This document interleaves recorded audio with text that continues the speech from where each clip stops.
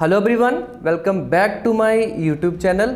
So as you all know कि 21 of April को class BSc 3 complex analysis का exam होने वाला है।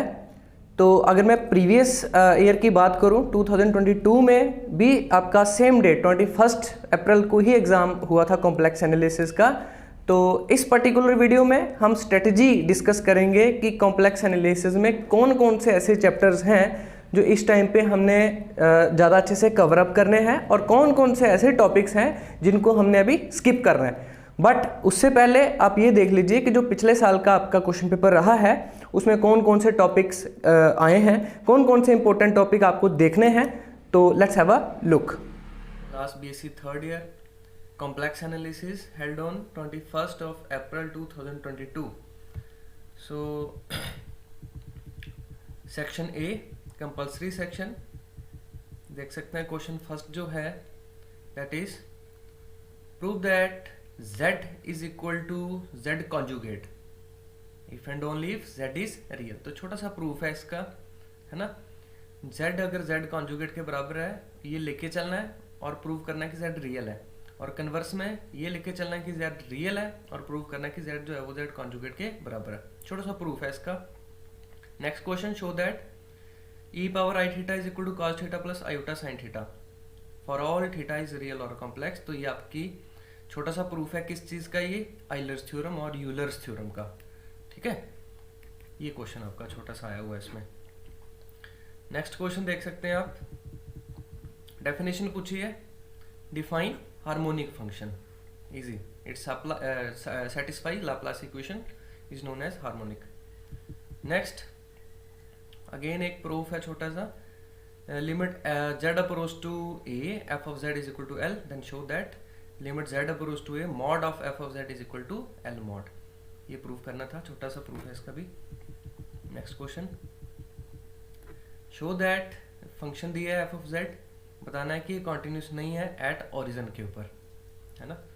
क्वेश्चन आ गया कॉन्टिन्यूटी से, छोटा सा इसका भी प्रूफ आपका। नेक्स्ट क्वेश्चन देख सकते हैं, find the value close contour c 1/z² dz। इसको इवेल्युएट करना है if c is circle if mod z is equal to r greater than 0। Complex integration से क्वेश्चन है। नेक्स्ट क्वेश्चन स्टेटमेंट पूछी है लियोवले थ्योरम की, तो सिर्फ इसकी स्टेटमेंट ही बतानी है या फिर इसकी थोड़ी सी जो आप एक्सप्लेनेशन दे सकते हो with diagram. Next question last 8th question है इसका, find a regular function whose real part is cos x into cos hyperbolic y। देखिए ये एनालिटिक ही है ना, जो रेगुलर मतलब एनालिटिक आप यहाँ पे बोल सकते हो। तो आपके पास 8 क्वेश्चन हो गए कंपल्सरी जो है। Now move to section B.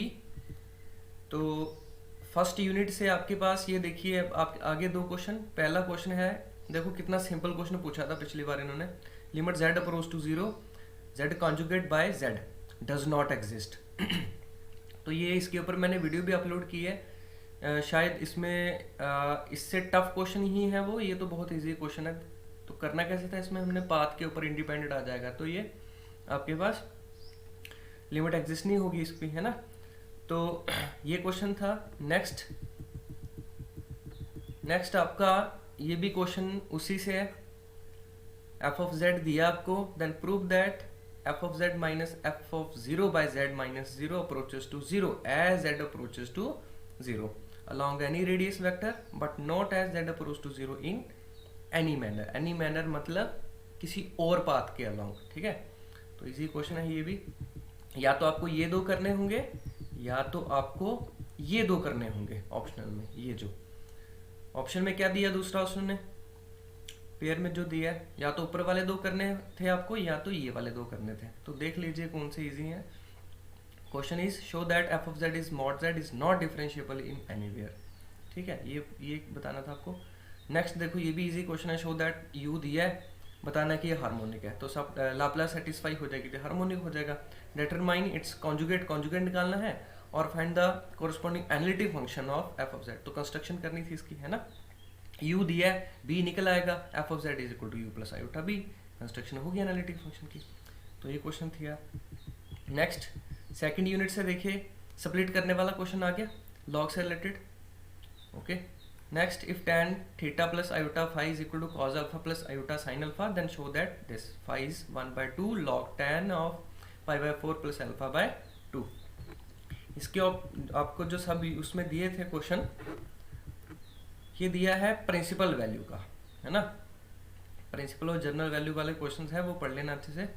Next important most important question है ये भी आपका, prove that analytic function with constant modulus is constant, important question, तो ये पूछा था। नेक्स्ट कॉम्प्लेक्स इंटीग्रेशन यूनिट 3, तो ये देखिए जो स्टार्टिंग वाले आपके 7-8 क्वेश्चन है वहीं से क्वेश्चन होगा ये, I think integral 3 iota to from 3 iota to 1 minus iota 4 times z into dz, तो इसको इवेल्युएट करना था आपको। Next question, evaluate 1/z4 minus 1, integral कहाँ से है, mod z is equal to 2 dz, तो ये इवेल्युएट करना था आपको। नेक्स्ट सब यूनिट में जो है वो देख लीजिए, तो ये थ्योरम आ गई आपके पास, कौन सी थ्योरम है भाई, ये कॉशी गॉसेट थ्योरम जो है ना, कॉशी इंटीग्रल थ्योरम जो है, फार्मूला दूसरा है, ये कॉशी इंटीग्रल थ्योरम है, ठीक है, तो इसका प्रूफ मांगा था इन्होंने। सो देखिए ये आ गया सर 13.5 में यही आ गया सिर्फ थ्योरम ही। नेक्स्ट लास्ट जो यूनिट थी यूनिट 4, तो रेडियस ऑफ कन्वर्जेंस से क्वेश्चन पूछा इन्होंने, डोमेन ऑफ कन्वर्जेंस, और सब यूनिट में मेरे ख्याल से इसमें थोड़ा ठीक है। देखिए तो ये टेलर और लॉरेंट इसमें एक्सपेंड करनी थी आपको, है ना, जब मॉड z जो है वो 1-2 के बीच में लाई कर रहा है, इजी क्वेश्चन है ये। नेक्स्ट क्वेश्चन उसी के बेसिस पे, टेलर पे बेसिस पे क्वेश्चन है, इसको एक्सपैंड करना था आपको सीरीज को, है ना, फंक्शन को, तो बहुत आसान। सो आई होप आपने प्रीवियस ईयर क्वेश्चन पेपर देख लिया होगा। तो चलिए अब स्टार्ट करते हैं। पहले मैं वेटेज करवाता हूँ आपकी कि किस किस टॉपिक की आपकी यूनिट वाइज कैसे पार्टीशन इन्होंने की है, राइट। देखिए जो कॉम्प्लेक्स का आपका एनालिसिस का जो पेपर आएगा आपको, ठीक है, वो आएगा टोटल आपको 70 मार्क्स का पेपर होगा आपका, ठीक है, 70 मार्क्स का एग्जाम होने वाला है इसका, 70 मार्क्स। सेक्शन ए और बी में डिवाइडेड होगा, section A and section B. जो आपका सेक्शन ए है ये सेक्शन है आपका compulsory, compulsory in the sense कि 8 क्वेश्चन होंगे, 8 के 8 करने हैं आपको। हाँ वो अलग बात है कि अगर आपको आते ही 5 होंगे तो 5 ही करोगे ना, लेकिन इनके हिसाब से 8 क्वेश्चन है वो कंपलसरी है, 8 के 8 आपको करने होंगे, ठीक है। मैं तो ये रेकमेंड करूंगा कि कोशिश करना, क्योंकि ये सेक्शन आपका स्कोरिंग रहता है ना। अक्सर हम क्या करते हैं कि पहले हम इस सेक्शन को अटेम्प्ट करने की कोशिश करते हैं, लेकिन ये सेक्शन भी, अब आप खुद सोचिए, आपको यहाँ पे 8 क्वेश्चन आएंगे और हर क्वेश्चन 2 मार्क्स का है, तो सेक्शन जो ए है आपका उसकी वेटेज है 16 मार्क्स, अच्छी वेटेज है, ठीक है, 16 मार्क्स। क्योंकि कई बार क्या होता है कि हम इनको करने के चक्कर में लास्ट में हमारे पास टाइम ही नहीं बचता उसके लिए, ठीक है, सेक्शन ए के लिए।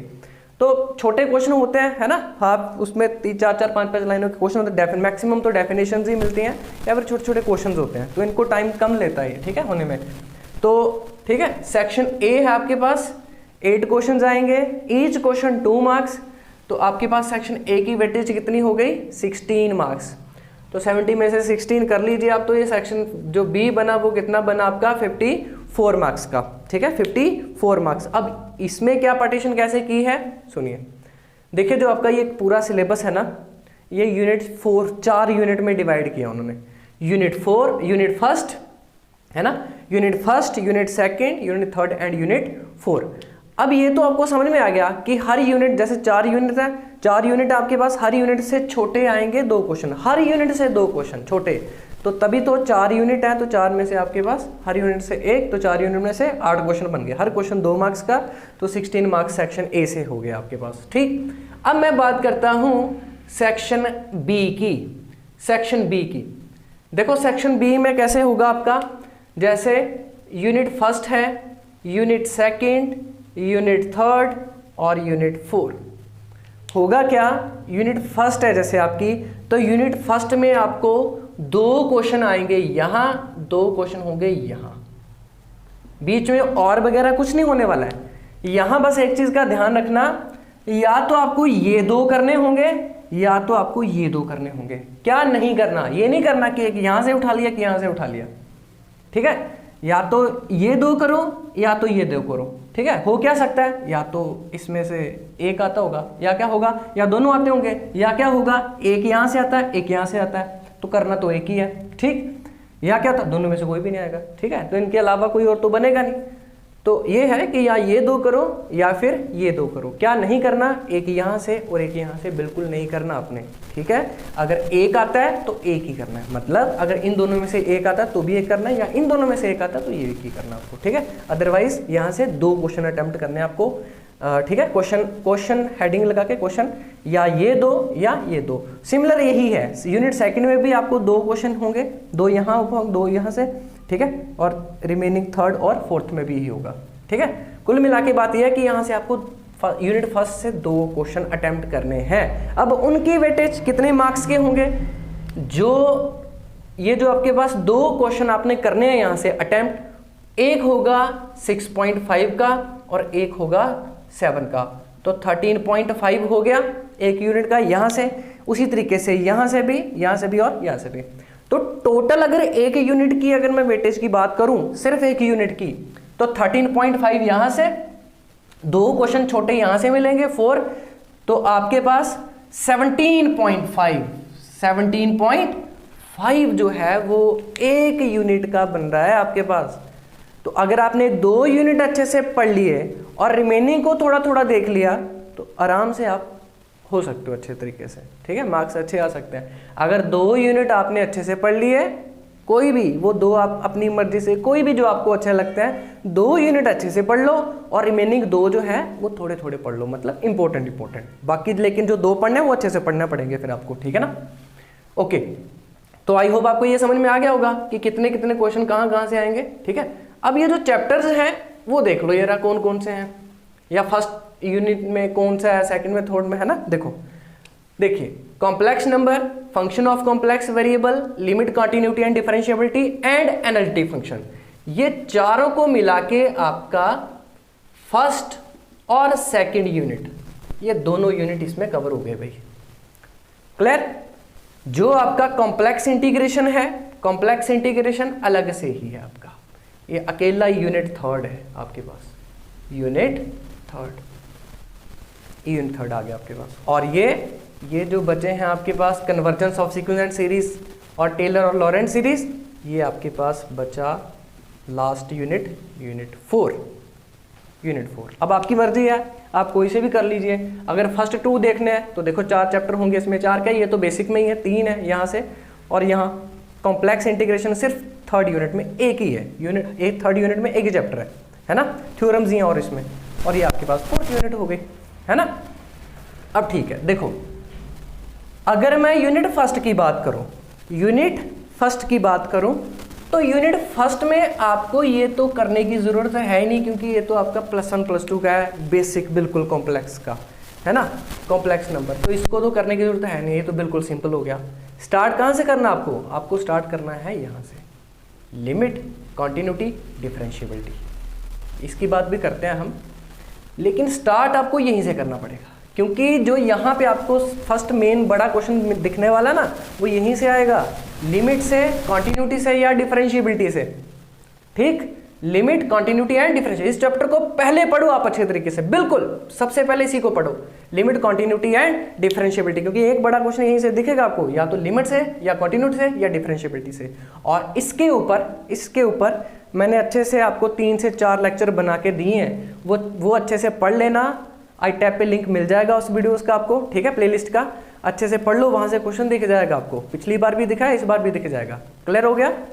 ओके, तो अच्छे से पढ़ लो इसको, लिमिट, कॉन्टिन्यूटी, डिफरेंशिएबिलिटी, मतलब फर्स्ट यूनिट में आपको ये मेन टॉपिक है आपका, फर्स्ट यूनिट में, है ना, और फर्स्ट इंप्रेशन उसी से जाएगा, याद रखना, ठीक है। यही अटेम्प्ट करना, और आपको यही अटेम्प्ट करना है, लिमिट, कॉन्टिन्यूटी एंड डिफरेंशिएबिलिटी, यहां से क्वेश्चन अटेम्प्ट करोगे आप, ठीक है।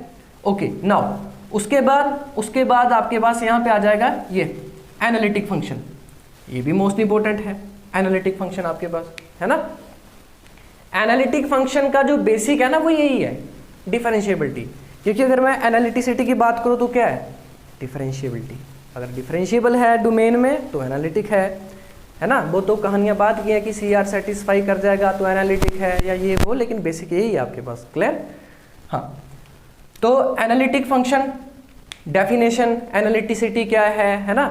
एक बात याद रखना, ये आपका थ्योरेटिकल है तो जो छोटे छोटे क्वेश्चन बनेंगे वैसे मैंने बनाए हैं, वो आपको मैं बताऊंगा इसके बाद कि छोटे छोटे कौन कौन से क्वेश्चन जो है वो आपको कम से कम वो तो देखने ही देखने आपने, है ना। इसके बाद हम वही डिस्कस करेंगे।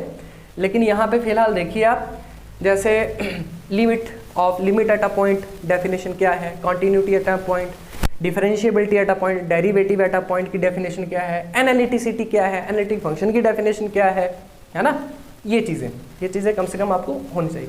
अब देखो एनालिटिक फंक्शन में क्या है आपके पास, एनालिटिक फंक्शन स्टार्टिंग में तो डेफिनेशन वगैरह हो जाएगी, फिर होलोमॉर्फिक, है ना, प्रूव दैट कि होलोमॉर्फिक है फंक्शन, तो यही है एनालिटिसिटी को ही वो बोला जाता है। रेगुलर वही है, सेम, 3 अलग अलग नाम है इसके ना, फर्क होता है लेकिन नॉर्मली यहाँ सेम है आपके पास, ठीक। बाकी इस एनालिटिक फंक्शन में अगर कोई इंपॉर्टेंट टॉपिक अगर मैं और बताऊँ आपको तो वो आपके पास हो गया जैसे लाप्लास इक्वेशन को सेटिस्फाई करने वाली चीज़ है जो क्वेश्चन आपके, है ना। फर्स्ट टाइप के क्वेश्चन कौन से बनेंगे, प्रूव दैट कि ये एनालिटिक फंक्शन है, प्रूव दैट कि ये आपका रेगुलर है, वो वाले क्वेश्चन आपके पास, ठीक है। उसके बाद लाप्लास इक्वेशन जो सेटिस्फाई कर जाए तो आपको पता है उसको हम क्या बोलते हैं, harmonic, most important harmonic function, harmonic, है ना। हार्मोनिक कॉन्जुगेट भी निकालते हैं हम, हार्मोनिक, तो ये अच्छे से पढ़ लेना। लाप्लास इक्वेशन, हार्मोनिक कॉन्जुगेट जो कैसे निकालते हैं, है ना, अच्छे से पढ़ लेना, यहाँ से क्वेश्चन बनता है आपका। और एनालिटिक फंक्शन में पढ़ने वाली चीज़ें क्या है आपके पास, construction of analytic function, construction of analytic function, यू देके बी पूछेगा या बी देके यू पूछेगा, एक तो नॉर्मल ये मेथड है। दूसरा कंस्ट्रक्शन ऑफ एनालिटिक फंक्शन आपकी एक मेथड से होती है और उस मेथड का नाम है मिलने थॉमसन मेथड, मोस्ट इंपोर्टेंट, वो भी अच्छे से पढ़ना भाई, ठीक है। ये होगी कंस्ट्रक्शन ऑफ एनालिटिक फंक्शन। इसके अलावा एनालिटिक फंक्शन में आपके पास क्या है, C R equations, Cartesian form में और पोलर फॉर्म में, वो भी पढ़ लेना अच्छे से, बड़े क्वेश्चन में यही आएंगे आपके पास, ठीक है ना। ये एनालिटिक फंक्शन हो गया, यहाँ से आपको पता चल गया।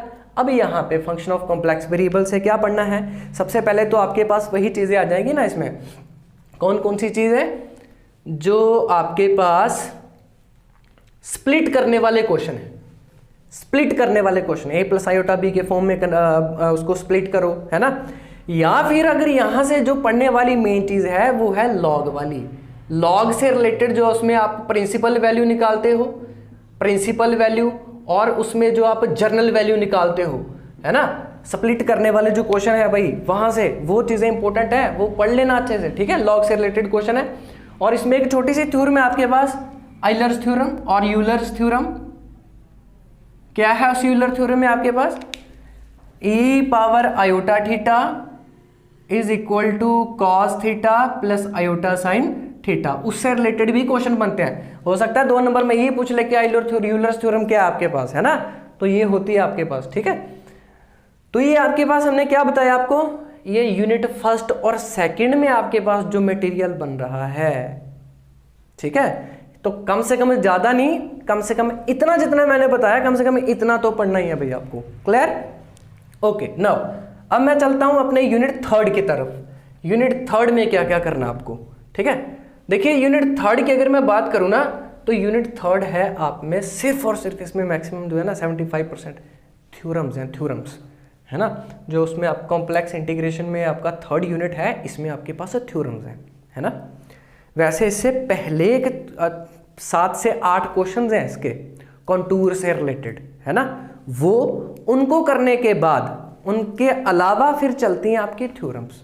जैसे पिछली बार कौन सी आई थी, कॉशी इंटीग्रल थ्योरम और कॉशीज गॉसरेट थ्योरम जो है आपके पास, वो वही आ गई थी आपकी अकेली 13.5 में, है ना। तो ऐसा होता है मैक्सिमम टाइम। अदरवाइज इसके अलावा आपके पास कॉशी इंटीग्रल फार्मूला है एक, याद रखना, कॉशी इंटीग्रल थ्योरम अलग है, कॉशी इंटीग्रल फार्मूला अलग है। F of A is equal to 1/2 pi iota integral F Z upon Z minus A, ये आपके पास क्या है, कॉशी इंटीग्रल फार्मूला है। लेकिन कॉशी इंटीग्रल थ्योरम जो है वो कुछ और है, तो इन दोनों में फर्क रखना, ठीक है। ये 2 थ्योरम्स ये होगी। उसके बाद आपके पास, है ना, उसके बाद आ जाएगा आपके पास Cauchy maximum modulus principle, minimum modulus principle, Schwarz lemma, है ना। और इनके अलावा 2-3 और थ्योरम्स हैं, है ना, मल्टी कनेक्टेड रीजन एक्सटेंशन उसकी, है ना, तो ये सारी चीज़ें। अब लास्ट में फिर इसमें एक मोरेराज थ्योरम है, converse of Cauchy integral theorem जो है मोरेराज थ्योरम, ठीक है, वो इसी में आपके पास। तो ये चीज़ें थ्योरम जो 4 थ्योरम है ये इंपॉर्टेंट है, इनको पढ़ लेना अच्छे से, ठीक है। अच्छा, इसमें यूनिट 3 में ही आपके पास एक थ्योरम है लायोवलेज थ्योरम, ठीक है, लियोवलेज थ्योरम। तो वो यूनिट है तो वैसे चैप्टर 3 में, यूनिट ऐसे चैप्टर 3 में, लेकिन वो है किसमें, आएगी किसमें, स्टार्ट कहाँ से होगी, वो यूनिट 4। मतलब जो यहाँ इस चैप्टर में जो लास्ट थ्योरम है ना वो आपकी इसमें डाली है उन्होंने, वो यूनिट 4 में डाली है, लियोवलेज थ्योरम जाकर, ठीक है, वो इसमें डाली है। अच्छा, कॉम्प्लेक्स इंटीग्रेशन में वो स्टार्टिंग वाले क्वेश्चन और थ्योरम्स 4-5 बता दी। उनके अलावा एक और चीज करना अच्छे से, क्या, जो कॉशी इंटीग्रल थ्योरम को यूज करके जो क्वेश्चंस बनेंगे उनके ऊपर, using the Cauchy integral formula evaluate this integral, वो वाले क्वेश्चन भी इंपॉर्टेंट है, पिछली बार आए हुए हैं, आपने देखा होगा क्वेश्चन पेपर में, ठीक है। तो ये चीजें होगी आपके पास कॉम्प्लेक्स इंटीग्रेशन में, राइट, आपके पास 3rd यूनिट में कंटूर से रिलेटेड चीजें। ओके, नाउ अब मैं चलता हूं यूनिट 4 में, यूनिट 4 में चलता हूं, लास्ट यूनिट है आपका। यूनिट 4 में देखिए convergence of sequence and series chapter बहुत बड़ा है इसके कंपैरेटिवली। तो मैं ये रिकमेंड करूंगा आपको कि आप टेलर और लॉरेंट सीरीज या थ्योरम जो है इनको अच्छे से पढ़ लीजिए, शायद इस बार आपको टेलर थ्योरम देखने को मिल जाए, राइट, क्या पता आपको 21 को जो होने वाला एग्जाम है उसमें टेलर और लॉरेंट में आपको मिल जाए, और अगर आपने टेलर पढ़ ली तो लॉरेंट भी हो गई, दोनों एक जैसी ही आपके पास। अगर ये आती होगी तो उसका डबल कर दो, लॉरेंट है, 19-21 का फर्क है, बाकी अगर टेलर अच्छे से आ गई तो समझो लॉरेंट सीरीज भी, लॉरेंट थ्योरम भी हो गई आपके पास, क्लियर है। अच्छा, लेकिन अब इसको पूरा तो छोड़ना नहीं है, फिर इसमें करने वाली चीज क्या है, सिर्फ एक चीज है, और वो चीज है आपके पास रेडियस ऑफ कन्वर्जेंस की, ये टॉपिक है इसमें करने वाला, radius of convergence. Power series का कॉन्सेप्ट है उसमें, बाकी छोटी छोटी डेफिनेशन वो तो आपको आती ही होंगी, वो पिछले साल रियल में भी पढ़ी होंगी, क्या कन्वर्जेंस का क्या मतलब है, डाइवर्जेंट का क्या मतलब है, ऑस्किलेटरी का क्या मतलब है, तो कई बार वो डाल सकता है ऐसे छोटे छोटे क्वेश्चन। तो आई होप ये चीजें आपको पता होंगी पीछे से भी, और पता होनी भी चाहिए। लेकिन अब आप इस क्लास में जो यहां से टॉपिक पढ़ोगे अच्छे से, वो टॉपिक है रेडियस ऑफ कन्वर्जेंस का। देखिए बहुत ईजी है, ट्राई करना, देखो बहुत आसान होगा रेडियस ऑफ कन्वर्जेंस। हो सकता है वो 2 नंबर में क्वेश्चन डाल दे रेडियस ऑफ कन्वर्जेंस का, क्योंकि छोटे क्वेश्चन भी हैं, और हो सकता है बड़े में भी डाल दे, जैसे पिछली बार डाला होगा उन्होंने मेरे ख्याल से रेडियस ऑफ कन्वर्जेंस का क्वेश्चन, राइट। तो ये हो गया कन्वर्जेंस, बाकी कुछ मत पढ़ना इसमें से, रहने देना, छोड़ दो। लेकिन ये पढ़ लेना, टेलर थ्योरम पूरी लॉरेंट हो जाएगी, ऑटोमेटिकली हो जाएगी इसके साथ अगर टेलर पढ़ ली तो। उसके अलावा टेलर सीरीज को यूज करके 2-3 क्वेश्चन बनते हैं आपके, यूजिंग टेलर और लॉरेंट इवेल्युएट, वो क्वेश्चन बनेंगे इनके बेसिस पे, उनको जरूर देख लेना आप, ठीक है।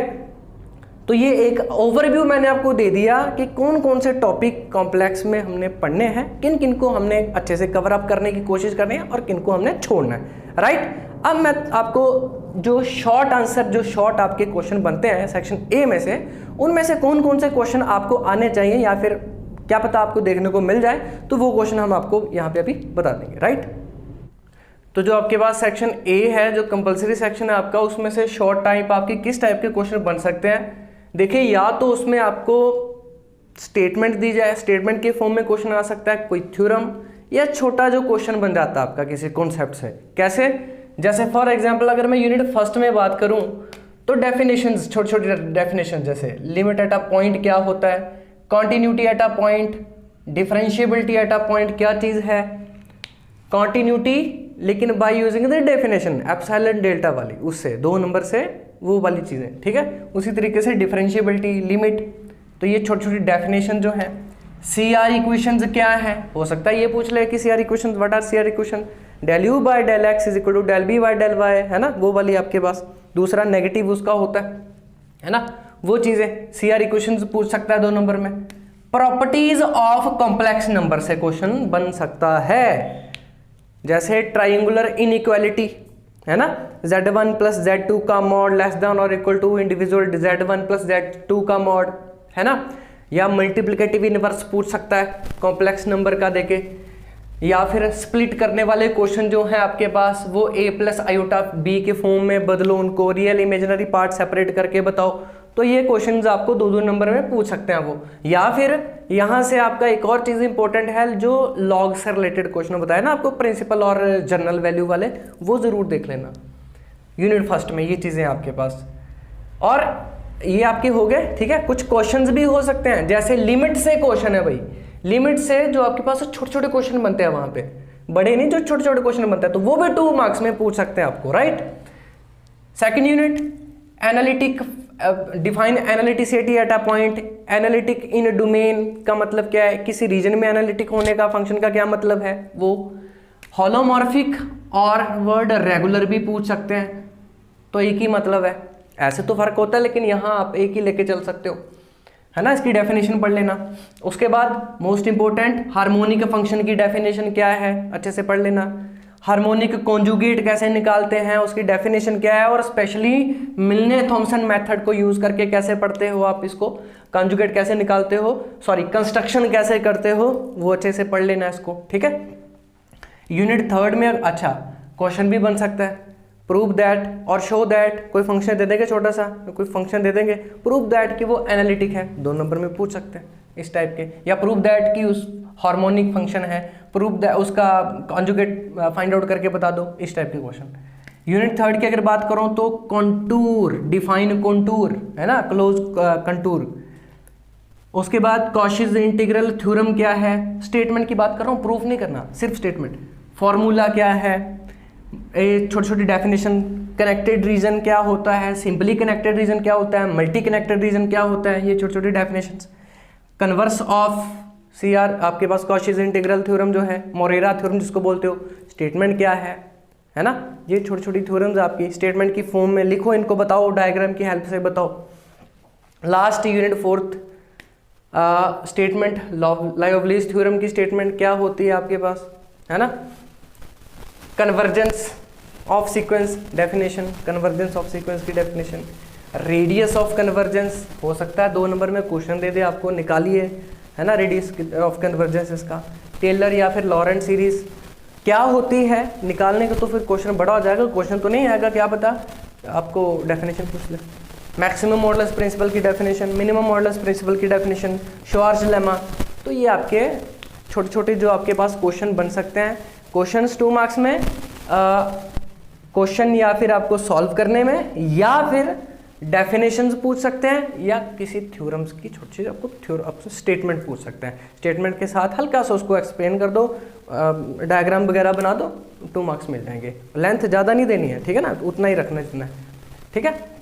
तो आई होप आपको जो इस पर हमने आपको बताया कि कौन कौन से टॉपिक करने हैं, कौन कौन से टॉपिक छोड़ने हैं। सेक्शन ए को भी उतनी ही वेटेज देनी है जितनी सेक्शन बी को देनी है ना। कई क्या करते हैं, सेक्शन बी को पहले पकड़ते हैं, जब ए को करना होता है टाइम ही नहीं बचता, है ना। तो ये है कि जो चीज़ आपको अच्छे से आती है, वो चाहे सेक्शन ए से हो, सेक्शन बी से हो, उसको पहले करने की कोशिश करना, है ना, जो आपको पहले से आता है। ये नहीं करना कि सेक्शन ए में से अगर आपको लेट से 3 से 4 क्वेश्चन अच्छे से आते हैं, है ना, तो कोई नहीं, बाद में कर लेंगे, तो क्या पता टाइम ही ना मिले। पहले उनको अटेम्प्ट करो, जो नहीं आता है कोई नहीं, उनको बाद में करना है, लेकिन जो आते हैं कम से कम उनको अच्छे से पढ़ लो, और उसके बाद सेक्शन बी की तरफ चल पड़ो आप, राइट। तो ये कुछ छोटे छोटे आपकी ट्रिक्स होती हैं कि जो हमने यूज़ करनी है एग्जाम में, ठीक है। और टाइम का थोड़ा ध्यान रखना, पता नहीं चलता कैसे हो गया, है ना। इसीलिए बोल रहा हूँ कि जो चीज़ें पहले आती होंगी, थ्योरम्स भी होते हैं, तो कई बार बंदा कन्फ्यूज हो जाता है, भूलता है बंदा, है ना। तो करनी उस तरीके से कि भूले ना आपको, है ना। तो चलिए, जो हमने आपको अपलोड किए हैं इसमें 3 से 4 वीडियो हमने डाली भी हैं, उससे आपको यहाँ हेल्प हो जाएगी स्टार्टिंग में, यूनिट फर्स्ट में से, है ना। पिछली बार भी क्वेश्चन आया था, इस बार भी क्वेश्चन आ जाएगा। तो आई होप आपको क्रिस्टल क्लियर हो गया होगा कि जो आज हमने आपको समझाया। एंड आपको ऑल द बेस्ट 21 अप्रैल को, और बताना है कमेंट सेक्शन में उस दिन आपने की एग्जाम आपका कैसा गया। So thank you so much.